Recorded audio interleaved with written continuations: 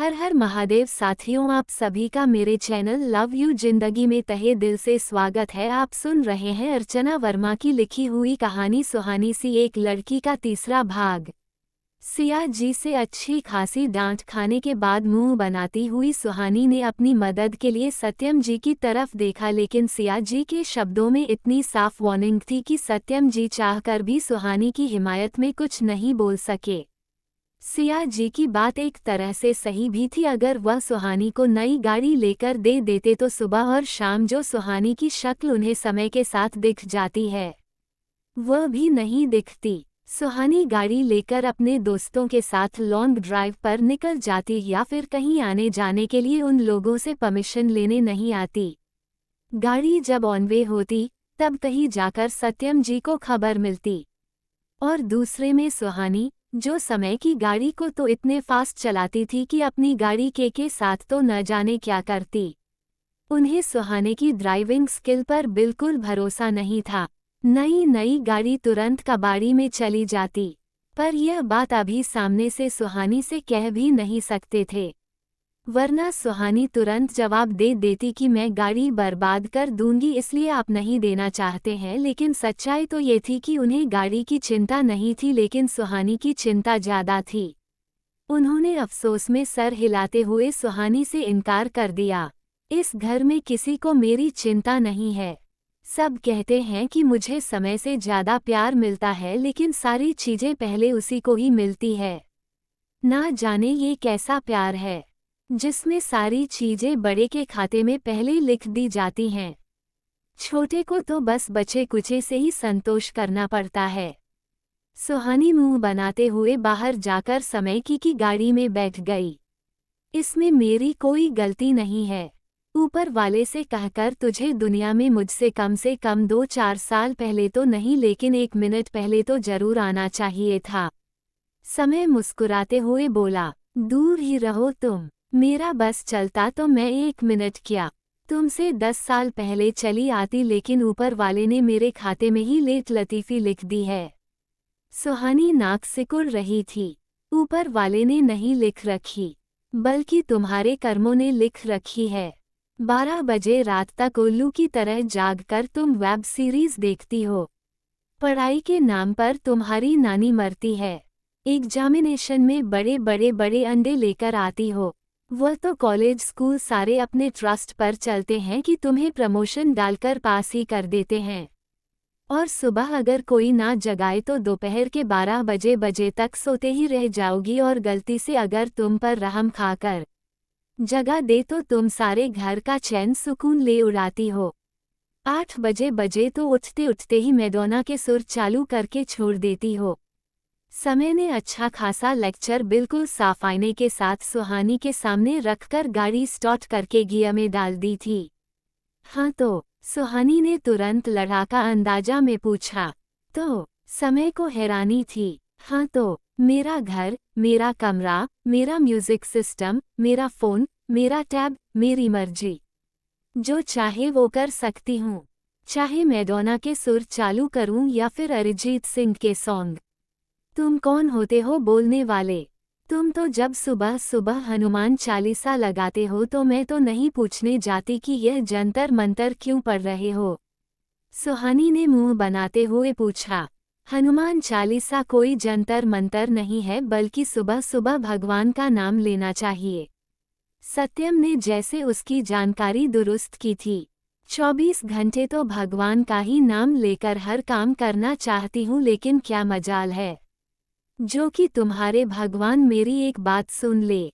अब सुहानी के अगले पिछले सारे दुखड़े इस तरह से चालू हो गए थे कि गाड़ी में लगे हुए म्यूजिक सिस्टम ने भी अपना वॉल्यूम मार डाला था। मेरे भगवान ने तुझसे बैर बांध रखी है।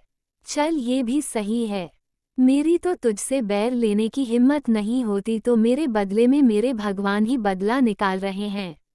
अपनी तो दुश्मनी जग जाहिर है, तो जग मालिक को भी ये पता होना चाहिए।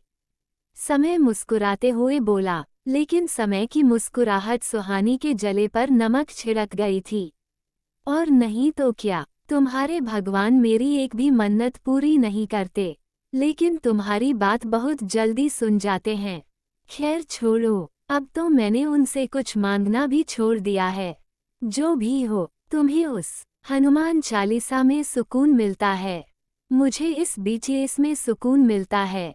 और डैड ऐसा बोलते हैं जिसे जिस चीज़ में सुकून मिलता उसे वही करना चाहिए। सुहानी ने खिड़की से बाहर देखते हुए कहा। उसने धीरे से समय की नज़र बचाते हुए खिड़की से बाहर आसमान की तरफ देखा और अपने कानों को छूते हुए आंखों ही आंखों में सॉरी गॉड कहा।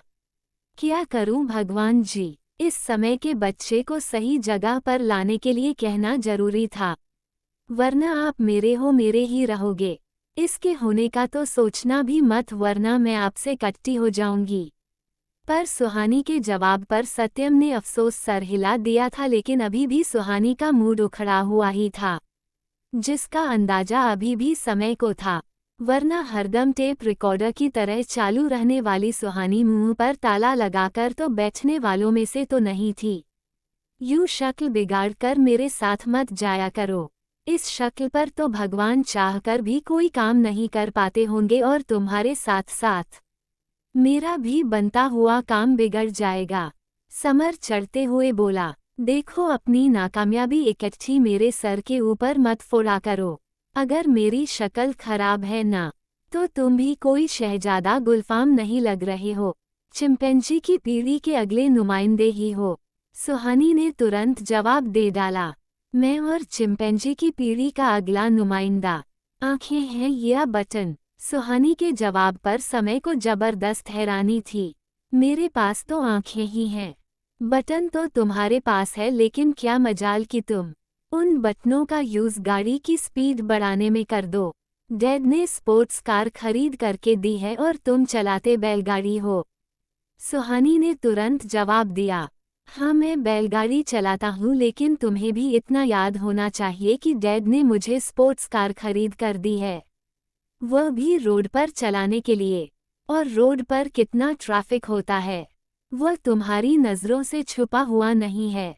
सुबह सुबह के टाइम ही इतना ट्रैफिक क्यों होता है? सुहानी ने मुंह बनाते पूछा। जाहिर सी बात है, सबको स्कूल कॉलेज जाना है, सबको अपने अपने जगह पर जाने की जल्दी होती है, तो फिर ट्रैफिक होगा ही ना। समय ने टर्न लेते हुए कहा, सबको अपने अपने जगह पर जाने की जल्दी होती है और तुम्हें तो लगता है बस घर से निकलने की जल्दी होती है। ये बात जानते हुए भी कि मेरा पहला पीरियड बीएसटी का है, तुम फिर भी अपनी गाड़ी को बैलगाड़ी की स्पीड में क्यों चला देते हो? सुहानी ने अपनी बड़ी बड़ी आंखें छोटी करते हुए पूछा। मैडम, ये बैलगाड़ी नहीं है। सुहानी के द्वारा बार बार उसकी महंगी स्पोर्ट्स कार को बैलगाड़ी कहने पर समय चिढ़ गया था। लेकिन हेलीकॉप्टर भी नहीं है, सुहानी ने कहा। हेलीकॉप्टर? सुहानी की बात सुनकर समय का मुंह हैरत से खुल गया था। अब सुहानी के दिमाग में क्या चल रहा था जानने के लिए बने रहे अगले भाग तक। तब तक के लिए वीडियो को लाइक और चैनल को सब्सक्राइब करना मत भूलिएगा। खुश रहिए, स्वस्थ रहिए, मस्त रहिए, हंसते रहिए, मिलते रहिए और यही यूट्यूब पर मिलते रहिए। मिलते हैं अगली बार के साथ। हर हर महादेव।